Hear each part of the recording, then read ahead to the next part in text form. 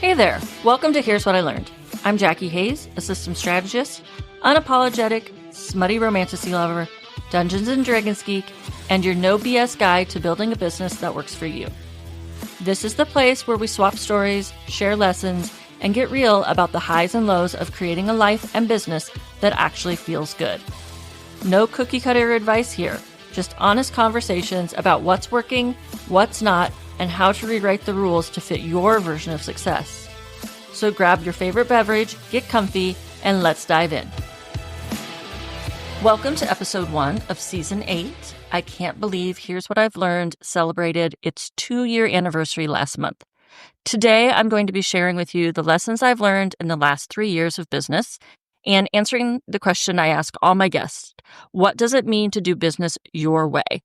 Now, this is my first solo episode in a very long time, and I'm just going to do this off the cuff. So there may be some rambling, some tangents, some bunny trails. You'll just have to bear with me. This episode is going to be a mix of real talk, lessons learned, and what I tell 2021 me if I could go back in time. But first, let's answer the other question I ask all my guests. What's something I've been learning about lately? And what it is actually something I've been relearning. I am once again in a location where I have the opportunity to have a huge vegetable garden. And it's been a couple of years since I have done that. And now I am relearning all the things about vegetable gardening, companion planting, timing, etc. So I'm really excited to have that large garden once again and to be eating out of my own garden and eating my own produce. Before I dive deep into the lessons that I've learned in the 3 years of business, I want to share with you my evolution of my business, where I started and where I am right now. So I actually started as a subcontracting VA clear back in July of 2021. The offices were asking us all to come back in after the COVID shutdowns, and I had moved, so I was even further away from my job. So now it was going to be an hour and 20 minutes one way to get there. And I just wasn't willing to do that any longer. I also wasn't willing to sit in a desk, in a chair with only 2 hours worth of work a day, filling up all of this time that I could have been devoting to other areas of my life. So I looked for other work, and I had been considering virtual assisting for a very long time. And when I saw the opportunity to work with an agency, I jumped on it, and I spent a long time, a few months actually, with that agency, built up connections with folks, and discovered the types of people I like to work with, the types of work I like to do. And what I found with almost all of my clients is when we met to give me my weekly to-do list, we actually ended up doing a lot of strategy conversations, me thought partnering, and I realized that that was really where my strength lies. I'm great as a VA, but my main strength is in strategy. So I looked into what I could do with that, and I found online business management.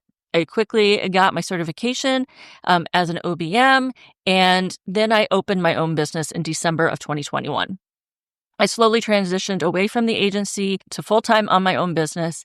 And when I first started, I was doing a mix of VA and OBM work, some VA work, a little bit of OBM work. And then I got into helping people create strategy for their launches. Now, I'm not talking the marketing side. I'm talking about the system and processes side of launches. For me, what I noticed was there was a lot of talk about marketing and not a lot of talk about how to actually run the launch.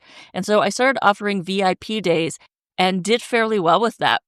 However, as you may have noticed, I'm no longer doing that. And that's because I found that the folks that I like to work with the most were folks that were moving away from those live launching options. So I kind of continued trying to find my way. And I decided to start doing what I call operations support or operations coordination.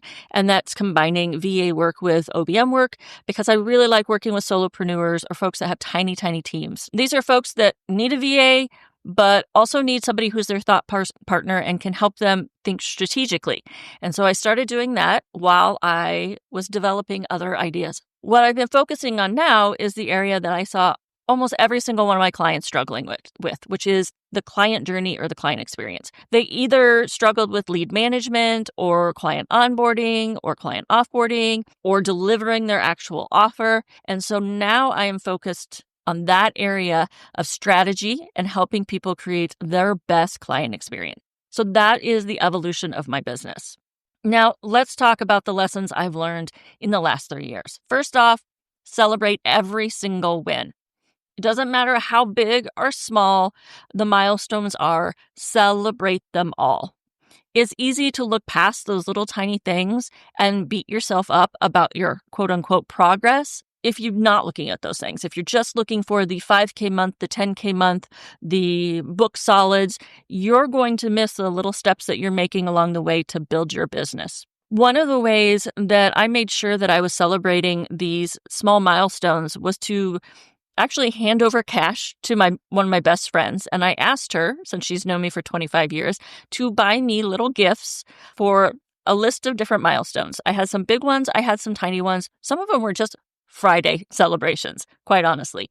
She went wild. She had a great time. And I had these little tiny gifts wrapped up for me.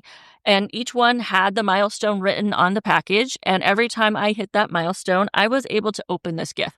Not only was it a reminder to celebrate the small things, but it was also a chance for me to, feel the love and support of my close friend who thought of me as she was buying all of these gifts, and each one was just perfect. Every step forward counts.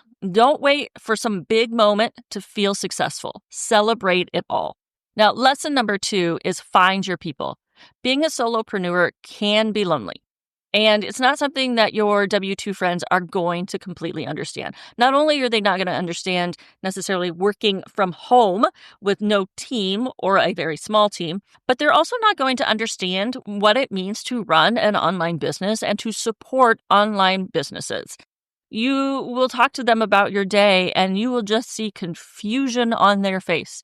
They may ask you questions that really don't apply to the work that you do. And just they seem obvious and logical to them because of their W-2 world, but it doesn't apply to your world. Finding the people that you really vibe with and really connect with is super important. It offers you a community of support, collaboration, and just helps you through those times where you think like everything is just falling apart and the world's going to end and you're going to have to walk away and burn down your business. And they're there and they can say, yep, I've been there. I've done that. You'll get through this. I have found my people through multiple different ways. I found some of them on Instagram, and now I'm finding them in networking groups. I'm finding that if I devote my time each week to attend at least one networking group, I am making some really great connections of folks that have become really supportive in my business and really integral to my growth. And I've actually listed those networking groups on my website. So if you go to jackihays.co and on the main menu, look up resources, there will be a link to favorites. And in there, I will share my favorite networking groups. And I hope to see some of you there.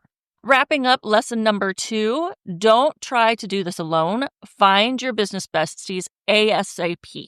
Next lesson number 3, retainers don't equal stability. When you come from a W-2 world like myself, you're used to the stability of a paycheck that you can count on every other week, once a month, however often you get paid. We all know the reality is, especially in this day and age, that is not security. I have several people in my life who lost their job over the summer, and many of them are just now getting jobs. And this is, February, March. Even having a W-2 job is not stable. And having those ongoing month-to-month clients feels like that stability. It feels like that W-2 job paycheck, but it is not. You cannot count on that because at some point you or your clients will move on. Sometimes because you're no longer a good fit, sometimes because you're offering something different, sometimes because they decide to no longer pursue their business. There's all kinds of reasons why. You need to be prepared for that reality, and you need to find new ways of creating a financial security. So always plan for change. No income stream is permanent. And that leads right into the next lesson, which is always be selling without feeling gross about it, which I know for all of us is kind of a struggle if you're some of my people. When even your current clients don't know what you're doing, it means you're not selling enough. So example, I was working with somebody, I was working as her OBM on subscription. So I basically was doing a lot of strategy work with her once a quarter. I had known her for a couple of years, and we had been working together for 6 months. And what I was mostly doing was helping people with launches at the time. I was doing very little of the other work. She was on my email list. She followed me on Instagram. We were connected in all the ways you could possibly be connected. And I remember talking to her one day, and she said to me, like 6 months into this working relationship, that she had no idea I'd been helping out with launches, which I had been doing for the last 6 months. The entire time I've been working with her, my primary focus had been on launch strategy. Obviously, I was not selling enough. I'm still struggling on how to talk about my offers in a way that is natural, that doesn't feel gross, that doesn't feel like I'm bothering people. I wish I could say that I have nailed this, but it is something that I'm continuously working on, and I'm hoping to get a little bit better at that. That means that we are wrapping up with lesson 5, which really fits in well with the last 2 lessons, and that is to diversify your income streams. The pressure to put everything into one offer doesn't work for everyone. Some people really love that, and some people thrive in that way, but it doesn't work for everyone, and I'm one of those people. It is perfectly okay to have multiple forms of income coming in. So, for instance, it's perfectly okay to have a part-time job. I have one. I work at my local climbing gym. Not only do I have an extra paycheck coming in that takes some of the stress off my business, but I also get a free membership to the gym, which was very, very helpful in all kinds of ways. Mental health, because I can go to the gym. Mental health, because the stress isn't just on my business. I have a backup, you could say. But it also can mean that you have other things that you offer besides that thing you talk about the most. So I talk now all about client experience, about creating a holistic client journey and not treating all those systems as separate things, that it's all one. And all my offers are around that when I'm talking publicly, but I still offer on a limited basis that ops support that I talked about earlier. I am still in some people's business on a day-to-day basis, being their thought partner, helping implement the things that we've come up with in their strategies. That is a side income that is not part of my quote-unquote niche. That is also helping relieve some of the stress on my business.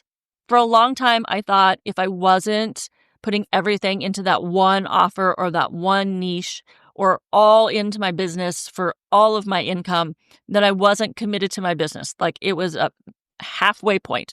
And then I was listening to an episode of Big Brave Business with Sarah Heater, and they were talking about how you go look at your business as a relationship, just like you would with a romantic partner. And with a romantic partner, you don't want them to be all the things to you. Not only your romantic partner, but your climbing partner and your, all X, Y, or Z. And I realized that the relationship I was building with my business, if I focused 100% on that one niche, was pretty codependent. It was pretty toxic for me. And so I realized that by having these other streams of revenue coming in or income coming in, I was stepping away from that toxic pattern, and I was still committed 100% to my business. I could even today take on a full-time W-2 job, and still remain fully committed to my business. So it's okay to have different revenue sources. It doesn't mean you're not committed to your business. Do what works best for you. So wrapping this all up, what advice would I give me in 2021? All right. So the biggest takeaway are there's going to be ups and downs, but keep going. Your business is an experiment. You're going to have to adjust constantly as you go. That's not always easy to do. I know because I've been learning that lesson for the last 3 years. But that is the advice that I would give myself back in December of 2021. Now, I'm curious, what is one lesson you would tell your past self, day one on your business? What lesson, what advice would you give yourself? I'd love for you to share those lessons with me on Instagram or leave a review of this episode if it resonated with you. Thanks so much for being here on Season 8 of Here's What I Learned. I cannot wait for you to listen to the conversations I've had with my guests and some more of my thoughts on doing business as a values-based solopreneur. Thanks for hanging out with me on Here's What I Learned. If today's episode gave you an aha moment, a laugh, or something to think about, make sure you're subscribed to my email list. That's where I share even more tips, stories, and behind-the-scenes insights to help you simplify and thrive. And remember, you get to do business and life your way. Until next time, keep experimenting, keep simplifying, and keep learning.